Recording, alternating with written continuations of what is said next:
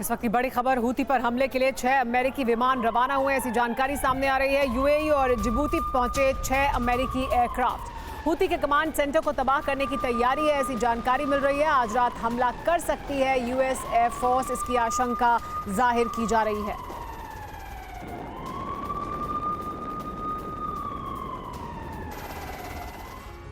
और अब बात यूक्रेन की। ये साल यूक्रेन के लिए और ज्यादा तबाही लेकर आया है।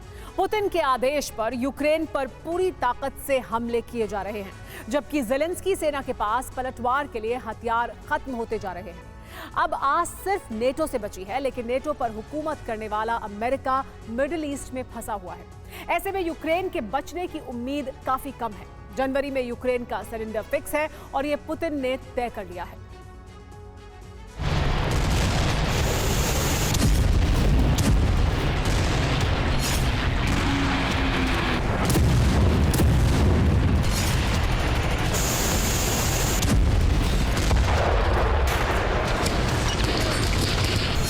आसमान से रात भर अंगारे बरसते रहे। तबाही का ऐसा तांडव यूक्रेन ने पहले नहीं देखा था।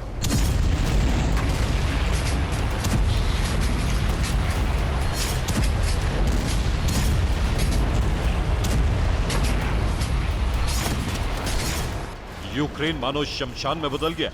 कई इलाके पूरी तरह खाक हो गए।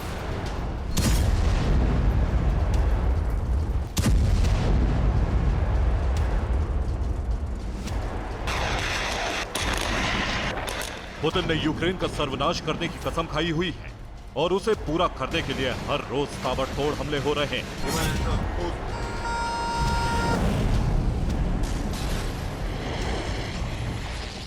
एक से एक विध्वंसक हथियारों का इस्तेमाल किया जा रहा है।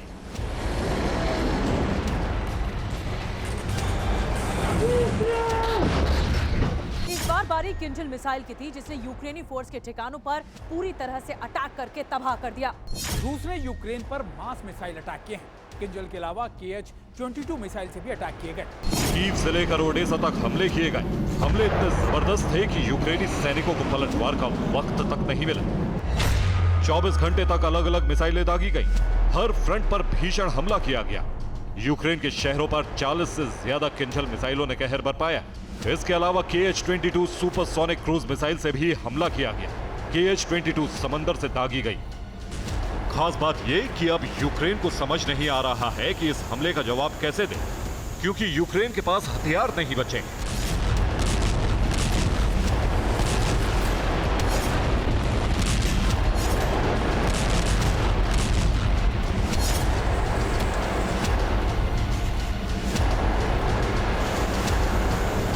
डिफेंस सिस्टम पूरी तरह से नाकाम साबित हो रहे हैं। अब यूक्रेन सिर्फ ड्रोन के सहारे है, जिनकी खेप कभी भी खत्म हो सकती है। यानी यूक्रेन अब सिर्फ हारी हुई बाजी ही लड़ रहा है, क्योंकि उसके पास रूस से मुकाबला करने के लिए हथियार नहीं है। हालांकि ज़ेलेंस्की को यह उम्मीद है कि अगर उसको F-16 मिल जाएगा तो फिर वो रूस पर एक बार फिर हावी हो सकता है। ज़ेलेंस्की को उम्मीद इसलिए जागी है क्योंकि ब्रिटेन के पीएम ऋषि सुनक 2 दिन पहले कीव दौरे पर गए थे। वहां जाकर यूक्रेन का हर तरीके से साथ देने का वादा किया था। It is an honor to stand with you and to send a message on behalf of the United Kingdom and indeed your allies around the world. Ukraine is not alone. And Ukraine will never be alone. Putin might think that he can outlast us, but he is wrong. We stand with you today, tomorrow, and for as long as it takes.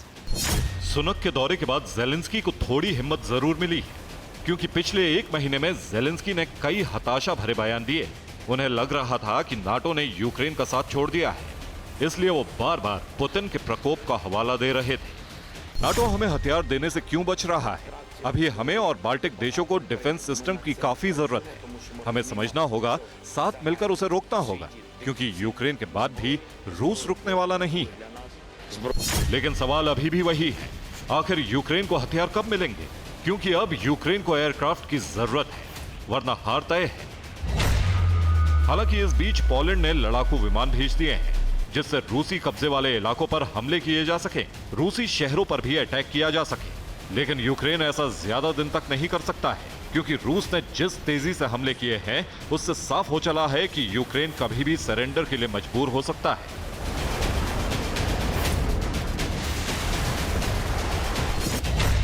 जिन इलाकों पर रूस ने लगातार हमले किए वो समझिए। Lviv, रिवनी, Chernihiv, सूमी, खमलेत्स्काई, Poltava, Cairo वोहराट और क्रीवी।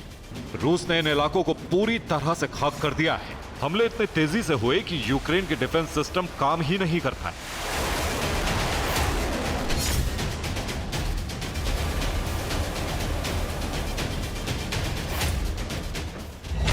चालीस हमलों में से 37 मिसाइल और 3 ड्रोन अटैक थे। यूक्रेन ने दावा किया कि 20 हमलों को नाकाम कर दिया, जबकि रूस की तरफ से कहा गया कि सारे अटैक कामयाब हुए हैं। रूस ने इस बार नए इलाकों पर हमले किए हैं क्योंकि वो बहुत तेजी से यूक्रेन के कई इलाकों पर कब्जा करके आगे बढ़ रहा है। ये कुपियांस्क से आई तस्वीरें हैं, जिसमें 152 mm सेल्फ प्रोपेल्ड गन से यूक्रेनी सैनिकों पर हमले किए गए। इस हमले में यूक्रेन का एक टैंक भी तबाह कर दिया।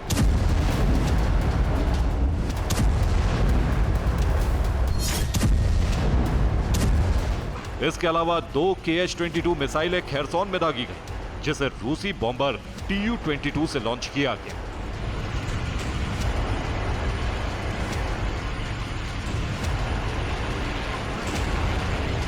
खार्किव में बेलगोरोद से मिसाइल अटैक किया गया, जिसे S-400 डिफेंस सिस्टम से नाकाम करने की कोशिश हुई।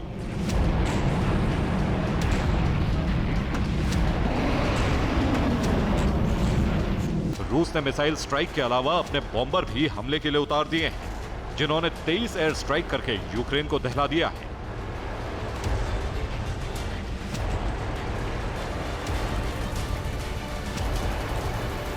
जिसमें फाइटर जेट Su-25, Su-27 और 3 Mi-8 हेलीकॉप्टर को कबाड़ बना दिया।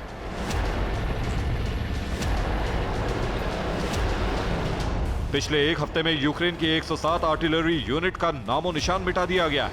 साथ ही 131 जगहों पर रखे सैन्य सामान को मिट्टी में मिला दिया गया है।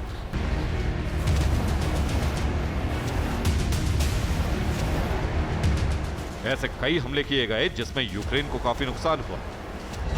24 घंटे में यूक्रेन के 110 सैनिक मारे गए। खेरसोन में ही 40 यूक्रेनी सैनिकों का काम तमाम कर दिया। रूस ने दावा किया है कि लीमन में यूक्रेन के 280 सैनिक मार गिराए गए हैं, जबकि जैपोरिजिया में 50 सैनिकों को मार दिया गया है।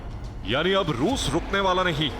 यही वजह है ज़ेलेंस्की ने नाटो देशों से फाइटर जेट देने की गुहार फिर से लगाई है, क्योंकि सिर्फ पोलैंड के भेजे फाइटर जेट से काम नहीं चलने वाला।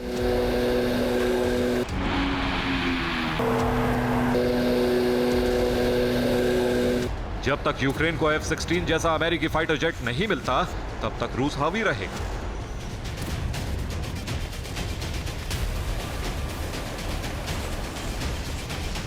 लेकिन मिडिल ईस्ट में फंसे अमेरिका से F-16 की सप्लाई की उम्मीद ना के बराबर है, क्योंकि इस वक्त अमेरिका की साख दांव पर लगी हुई है।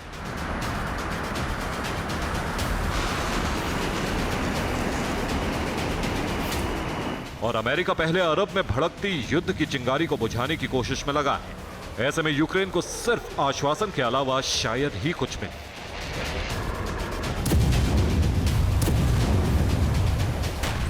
और इसी मौके को भांपकर पुतिन पूरी ताकत से हमला करके यूक्रेन का सरेंडर कराकर इस चैप्टर को जनवरी में ही खत्म कर देना चाहते हैं। Bureau report, TV9 Bharatvarsh.